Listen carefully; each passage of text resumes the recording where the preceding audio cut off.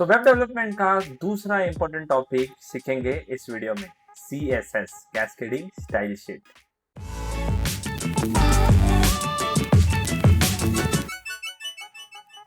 CSS HTML से थोड़ा अलग है, तो CSS को एक फॉर्मेट में लिखना पड़ता है, अदरवाइज CSS नहीं चलता।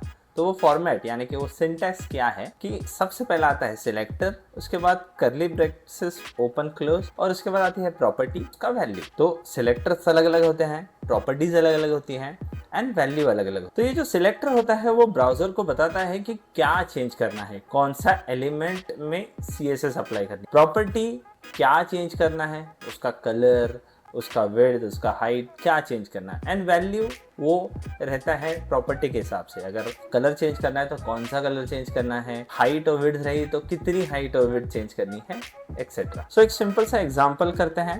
तो ये जो सिलेक्टर है मतलब किसे अप्लाई करना है, तो हम एक हेडिंग ऐड कर देंगे हमारे HTML में। सो H1 को हमें एक कलर देना है, प्रॉपर्टी मतलब क्या चेंज करना है तो कलर, तो उसे हम एक रेड कलर अप्लाई कर देंगे। सो इस बार मैं मैन्युअली index.html नहीं खोलने वाला हूँ, तो मैं यूज करने वाला हूँ एक लाइव सर्वर करके एक्सटेंशन, जिससे होता ये है कि वो अपने आप ही रिफ्रेश करता है, हमें रिफ्रेश करने की जरूरत नहीं। तो जब आप लाइव सर्वर का एक्सटेंशन आप जब ऐड कर देते हो तो आपके VS कोड में तो यहाँ पे एक ऐसा ऑप्शन दिखता है गो लाइव। जैसे मैंने यहाँ पे गो लाइव किया तो ये जो भी है ये सर्वर स्पिन अप होगा और यहाँ पे जो अपना index.html है वो अपने आप खुल जाए। सो यहाँ पे अगर आप देख पा रहे हो तो CSS यहाँ पे आई नहीं है, क्योंकि हमने एक CSS फाइल बनाई तो है लेकिन उसे हमारे इंडेक्स पेज के साथ लिंक नहीं किया है। Now how to add CSS in our HTML? तो there are 3 type to add CSS into our HTML। पहला टाइप होता है इनलाइन, मतलब जो एलिमेंट है उसी में आप स्टाइल करके एक एट्रीब्यूट में आप डायरेक्टली कलर ऐड कर सकते हो, जो भी आपको कलर अच्छा लगे वो आप ऐड कर सकते हो। And if you save the page, अभी यहाँ पे आप देख सकते हो ये अपने आप रिलोड हो रहा है एंड ये कलर चेंज हो गया। ये हो गया पहला टाइप। दूसरा टाइप है यहाँ पे इंटरनल। सो इंटरनल में यानी कि हेड में, जैसे कि HTML में पहले डाला हुआ था, आप एक स्टाइल एलिमेंट ऐड कर सकते हैं जिसके अंदर आप सेम जो हमने अलग CSS फाइल में जो CSS रखी थी वो सेम यहाँ पे ऐड हो सकते। लेकिन यहाँ पे मैं कलर चेंज कर देता हूँ उसका येलो, ताकि समझ में आए कि हम CSS कहाँ से आ रही है। एंड तीसरा टाइप होता है एक्सटर्नल, जो हमने एक जो अलग से फाइल बनाई है वो फाइल हम index.html में डाल दें। सो वो भी हेड में ही आता है, उसका टैग आता है लिंक, जिसमें आपको रिलेशन देना होता है स्टाइल शीट, और यहाँ पे आपको एग्जैक्टली जो CSS है वहाँ पे फोल्डर में वो जाके अप्लाई करना। सो अभी अगर मैं इसको हटा देता हूँ इनलाइन को एंड इसको भी मैं कमेंट कर देता हूँ, तो अभी आपको दिख सकता है कि जो हमारे CSS फाइल में हमने जो रेड कलर डाला था वो आ गया। अभी मैं ये लिंक को कमेंट करता हूँ एंड इसको अनकमेंट करता हूँ एंड आप देख सकते हो येलो कलर यहाँ पे आ चुका है। एंड ग्रीन तो हमने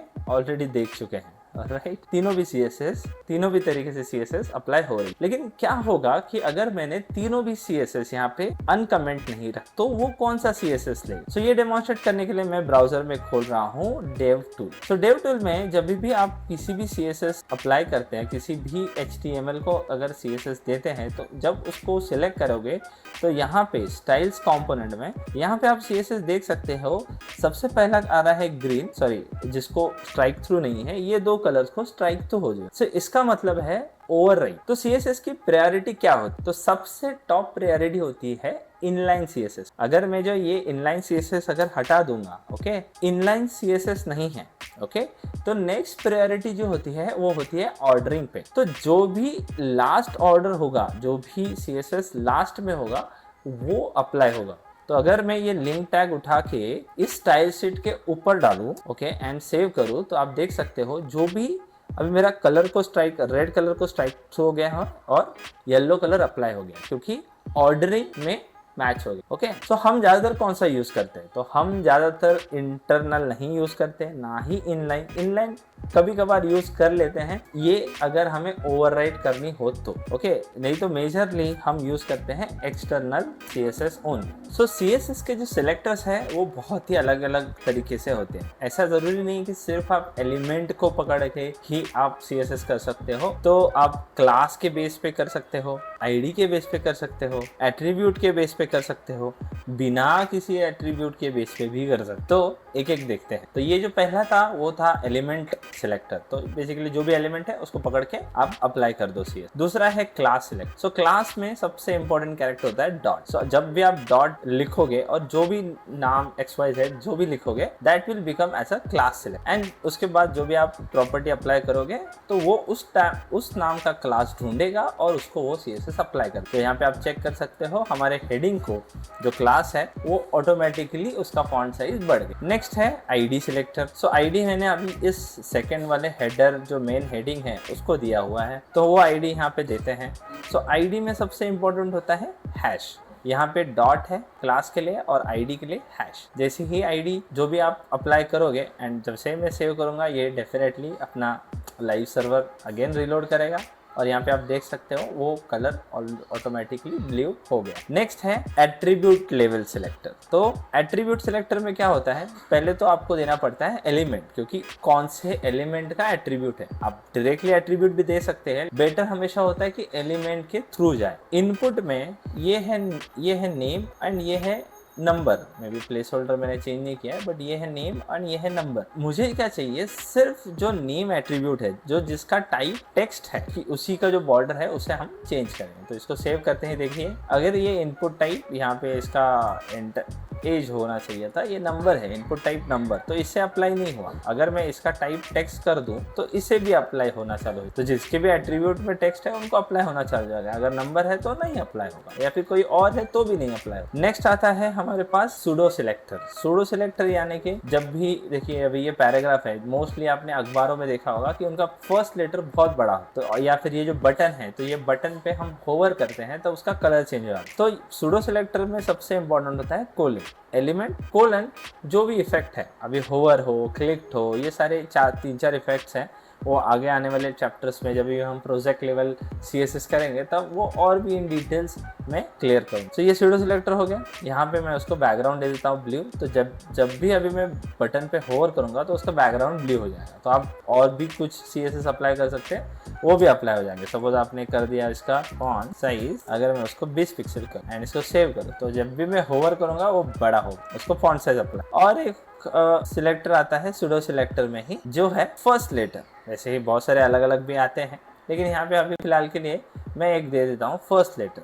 सो first letter will be become bigger. वैसे तो बहुत सारे सिलेक्टर के टाइप्स हैं, लेकिन अभी के लिए जब आप फ्रेशर जर्नी स्टार्ट कर रहे हो तो इतने सिलेक्टर के साथ आपको प्रैक्टिस करना सही है। जैसे ही आपकी ये प्रैक्टिस कंप्लीट हो जाएगी, आप थोड़े एडवांस सिलेक्टर्स भी सीख सकते। Practice is the most important thing in web development. In fact it's almost rule like a 20% learning and 80% practice. So आपने इस वीडियो में जो CSS सीखा है, सिलेक्टर्स, प्रॉपर्टीज, अभी आपकी बारी है इसे प्रैक्टिस करने का। सो ट्राई करिए classes, IDs, attribute selectors, pseudo selectors, और इन सिलेक्टर के साथ ये कुछ बेसिक प्रॉपर्टीज है वो आप ट्राई कर सकते हो। And this is where you will actually see the real magic of web develop. तो आप जितना ज्यादा प्रैक्टिस करोगे उतना ही आपका कॉन्फिडेंस आएगा। मुझे याद है जब मेरे पास PC था और मैं HTML सीख रहा था नया, तब जब HTML में चेंज करता था और यहाँ पे अरे रिफ्लेक्ट होता था, आई फील लाइक क्रेजी। जब आपको ये फीलिंग आ जाएगी ना, तब आप उतना ही ज्यादा पढ़ोगे, उतना ही ज्यादा इंटरेस्टिंगली प्रैक्टिस करोगे, उतना ही अच्छे से वेब डेवलपमेंट सीखोगे। सो जब आपकी प्रैक्टिस हो जाएगी, आपका बेसिक स्ट्रांग हो जाएगा, तब आप ये CSS का पार्ट 2 देखिए, जिसमें हमने कवर अप किया है flex box, responsive design, positioning. ये एक्चुअली प्रोजेक्ट लेवल का आपको फील देगा। तो इस वीडियो के लिए इतना ही। अगर आप वेब डेवलपमेंट सीखने के लिए बहुत सीरियस हो तो मेरे चैनल को सब्सक्राइब जरूर करिए। हम ऐसे ही वीकली फ्रेशर्स के लिए कंटेंट बनाते हैं। सो मैं मिलता हूं आपसे अगले वीडियो में, तब तक के लिए हैप्पी कोडिंग।